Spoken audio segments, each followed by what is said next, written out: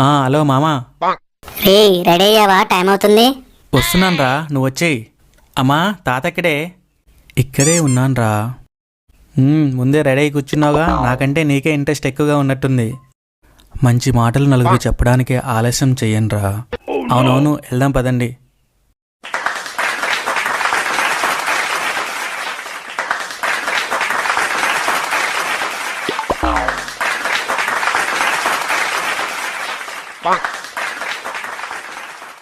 సభకి విచ్చేసిన వారందరికీ నా దండాలు. ముందుగా హెడ్ మాస్టర్ గారికి, టీచర్స్కి, విద్యార్థులకు నా దండాలు.